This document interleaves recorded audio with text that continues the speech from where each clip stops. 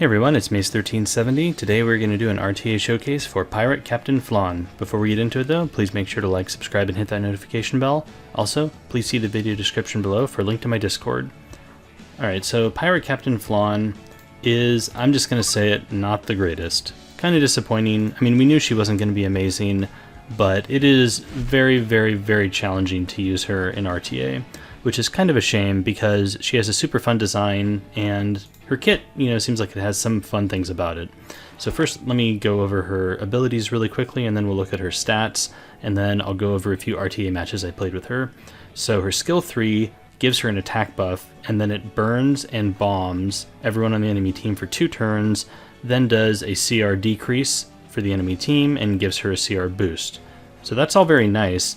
She doesn't have a buff strip ability here though, so you have to pair her with a stripper if you want to do this on turn 1, which complicates using her on different teams and stuff.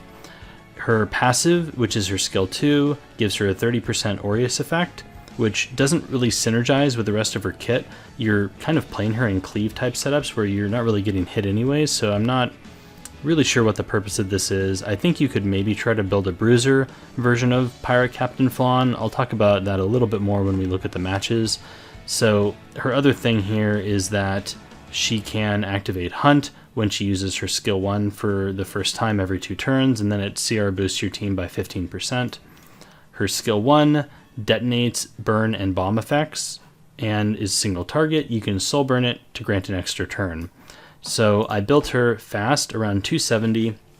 I wanted to have her faster than my summertime Asaria because in the event I drafted both of them, Pirate Captain Flan could use her skill 3 here before Caesarea goes to put more burns and bombs, and then Caesarea could detonate.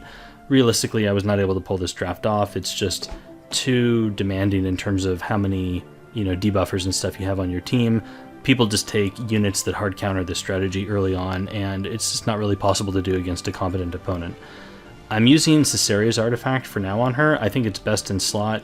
I tried a few other options, including, let's see, I tried Sash, I tried Unseen Observer. The idea here is on her skill 1, when it activates her CR boost, it gives you some souls, and then CR boosts her to help with turn cycling. This was okay. And yeah, I debated about using Dux Noctis. I didn't want to waste the charms on it though. My thought here was you could use her in a cleave setup and have an opener crit a bunch, right, and then give her more attack. I guess it could be okay. But the Caesarea artifact is by and far the best in slot for her, because when she skill 1s, if she doesn't crit, she'll put a bomb on them and then auto detonate it, right? So it's a bunch of damage and a stun on an S1. So that's a lot of value there. Anyway, so 270 speed to go before Caesarea, and then a little bit of bulk and some attack and a little bit of effectiveness. This gear is all kind of hand-me-down. It's nothing here is really specifically that amazing. So these stats are pretty, I think, easy to replicate. And if you wanted to use really premium gear on her, you could easily push like 280 speed or maybe even 290 speed with these stats, right, if you had really optimized gear. So let's go ahead and take a look at a couple RTA matches with Pirate Captain Flan. Alrighty, so my general game plan for these games is I want to pair Pirate Captain Flan with the speedy opener, somebody who can remove immunity from the enemy team, and then from there, maybe additional fast DPS to, capitalize on the opener. So I'm going to pre-ban Designer Lilibet. She was a problem in some of my testing because the openers, like Payra or Conqueror Lilius are going to trigger her, and then she pushes up, and my Pirate Captain Flan is not on immunity, so she just got reset, and then she was totally useless. So can't really let them have Designer Lilibet, so we're going to pre-ban that out. The opponent pre-bans Rimuru, takes Payra, so I take the other opener here, Conqueror Lilius, and I'm going to take Politis since Politis was also a problem in my testing. If she was on Crown, that could completely disrupt my game plan. I think it also makes using Payra's S3 a little awkward because Politis could potentially get rid of the immunity on the enemy team if that happens and give me an opening for Pirate Captain Flan. Okay, so they respond with a Apocalypse Ravi and a Huayong. These are 2 relatively slow bruisers, so I think this gives me an opening here. We can take Flan and Fire Cowrick. These are 2 speedy heroes. They're both around 270, and I think they're easily going to outspeed, the stuff on my opponent's team so far. I have the option here of taking another speed unit in case they go double speed here. I can ban one out, and then it's still 2 speed versus 2 speed. So they take Ran and Ida. Ran could be a problem if he's on high damage, and Ida also kind of annoying. I do have Politis though, so I'm going to take Acid. I think Acid's a must ban because I could just delete the Ida, right, or the Ran or whatever. So yeah, definitely that gets banned out. And then I'm going to ban the Para. The opponent chose Para first, probably the faster of the 2 units, but you know, you never know. So we're going to speed contest the Ran, and we get outsped 99%. Feels like it's probably speed RNG, but you know, whatever. So let's see here. They get first turn. However, they have kind of an awkward situation because of Politis, so they choose not to skill 2, so they're not going to push the Ida up. I don't know if it would have been enough with Politis, probably not.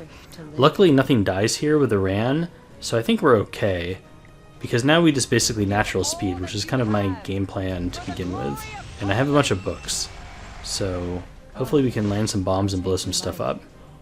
Alright, so we attack down everyone, give myself Vigor for more attack on, you know, my team.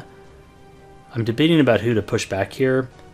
Actually, in this scenario, I don't think it really matters. Basically, push one person back, delete another, and then stun the third is probably the game plan, or reset the third here with Fire Cowrick. So we can just reset Apocalypse Ravi.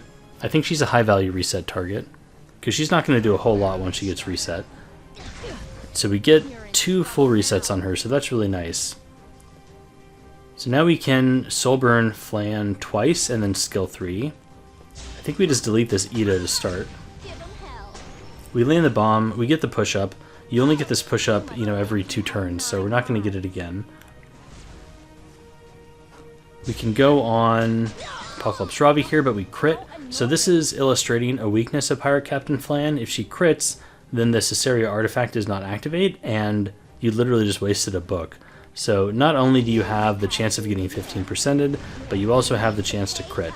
And I feel like that is a major problem in her kit for her to be good. So we're just going to skill 3, push people back. We can go with Politis now, land a bunch of debuffs. So yeah, that's attack down and hit down and unbuffable and reset, right? So this A-Ravi's not really going to do a whole lot. Goes into Politis, but we have Vigor, so the defense break isn't that impactful, and we get the win. Clean. That's exactly why I'm...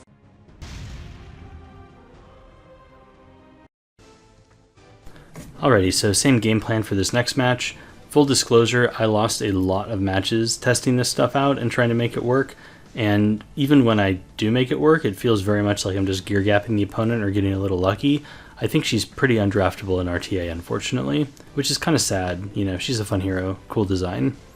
So we're going to get rid of Designer Lilibet because she cleanses and interrupts our combo, which is, you know, super not cool. He pre-bans Ran, that's fine. That's a speed opener that I probably wasn't going to take anyways. He takes the Para, so we can just take her Conquer Lilius and Politis here. So essentially the only scenarios where this draft ended up working out was when the opponent backed down off of speed, right? So they've taken Para here, and I've taken Conquer Lilius, and I've taken one kind of interrupter to their game plan. And whenever the opponent slowed down, Pirate Captain Flan was fine. And whenever the opponent maintained the speed battle, she just completely lost because she doesn't gap close. She doesn't do anything to bring your team together, push your team forward. Just very awkward. Maybe she'd be better if you built her at like super fast speed with a debuffer or a buff stripper, I mean, because she can, you know, push back the enemy team. I don't know, it still doesn't feel great because she's so dependent on, you know, another unit to combo. And the payoff you get for combining those 2 units is just much less than other combinations, right? Like Seaside Iceria just feels better in nearly every situation. How annoying. Okay, so given that, we're going to take Pirate Captain Flan here, and I don't know, I guess we could take Rimuru. I think Rimuru is pretty good in this situation because he's taking Para. She's going to attack buff. If he takes anything else that's going to interrupt my team, it's going to proc Rimuru. So that would force him to go on Rimuru. It's kind of a nice pinch between him and Politis. He takes Lionheart Sturmia and then Fire Cowrick, which is kind of annoying because honestly I wanted to take the Fire Cowrick, but this is okay. He hasn't taken any unit that's likely 300 speed, so I just have to take a unit here that can outspeed the rest of his team when I ban Para. So that's who I'm going to ban Para.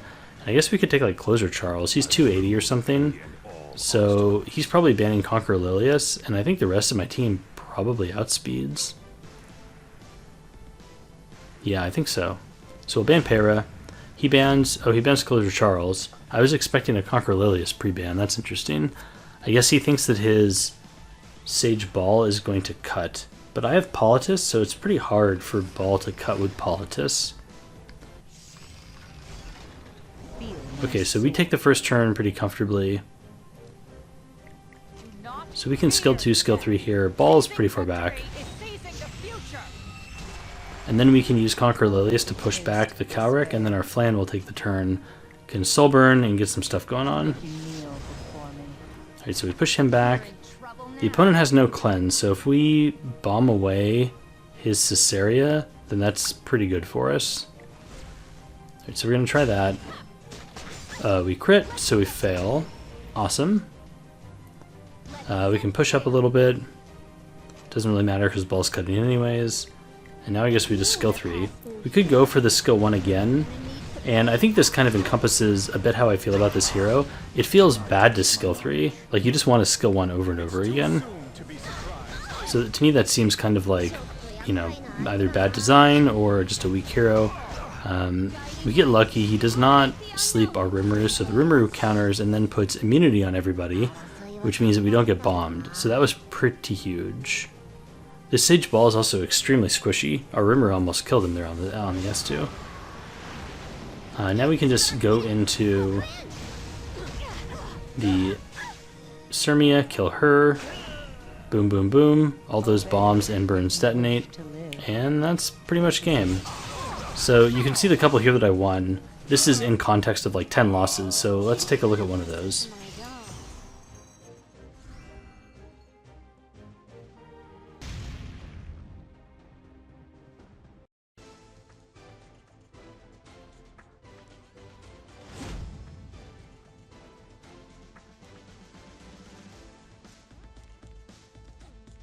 Obey if you wish to live.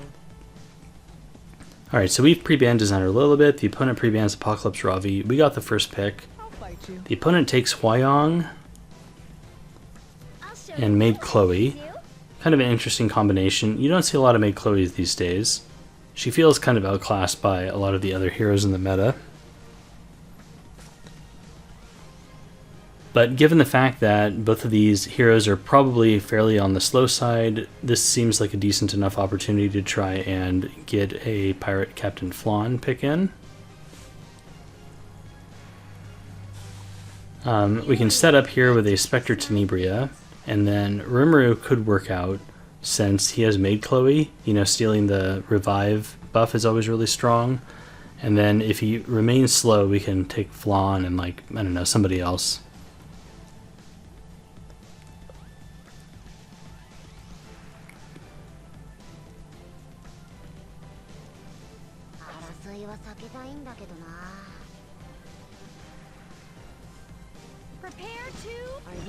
He takes Crimson Armin and Bellion. Bellion's a good pick. I'm used to, you know, having her pre-ban, so that's why I took Spectre so early. So that's an error on my part. I should have probably just taken Aravi instead of Spectre. It is what it is. We can just take Flan here. And let's see, he doesn't have any other speed contesters. So truthfully, I'm not sure who to take. I guess Ida could be okay. Yeah, maybe Ida would have been a better pick, actually. I take Closer Charles. I felt like drafting Closer. I never get to play him, so I wanted to play him. But he seems fun. You know, if they either way, now I have a speed opener. Ida could work out here, though, because if I pre-ban Bellion, then I could have access to Souls. And if I Soulburn Flan, that would push Ida up, right? So that could be good. But I don't have a buff strip in that case. Either way, whatever. So I kind of want to ban out the Rem here. I'm also not sure if I have enough damage to burst down the Maid before she revives everybody. So I may have to either ban her or Maid Chloe. He bans Rimuru.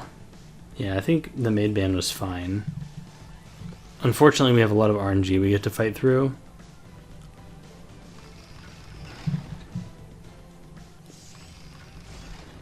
Feel my sword. But at least this way the opponent doesn't have a cleanse, so we should be able to control the battlefield pretty well. Unfortunately, we don't strip the Bellion. I think that's actually really bad. So we can CC Huayong. Because we can't strip the Bellion here, we're not going to be able to stun her. Which means that we're probably going to get countered a bunch. We S3 with Charles. This kind of illustrates why Charles is not super viable. We get countered by Bellion, and then we get countered by Rem. Alright, so we can't Soulburn because of Bellion. We don't have access to the book. Here, you know, another example of just Summertime Ysera probably being better. We could Soulburn onto the Bellion, right? Because she gets a free burn. So we just go into the Rem instead. And we get countered again. We get double countered again, so that's pretty bad. We do get pushed up, so that's nice. We don't finish the Rem off, but we can probably just do that with Spectre. Huayong is taunted, so we don't have to worry about her. But see, this is where the strip from Lilith would have made a big difference. We could have just stunned Bellion, and we would have been in like a pretty sweet spot, right? Because it looks like this Bellion's really slow. So unfortunate. We can go into the Bellion here. Do a decent amount of damage, actually. Kind of squishy. This is it. I guess we do have perception, you know, and attack buff and stuff, but still. Alright, so Bellion gets the turn, and then Carmen's gonna get the turn. Pretty bad for us. There's no way I can lose. But hopefully Huayong will cycle out of invulnerability.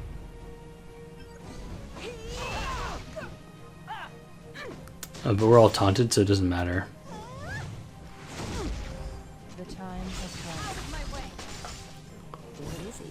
Yeah, now Bellion just goes again, so yeah, that's game. Alright, thanks for watching.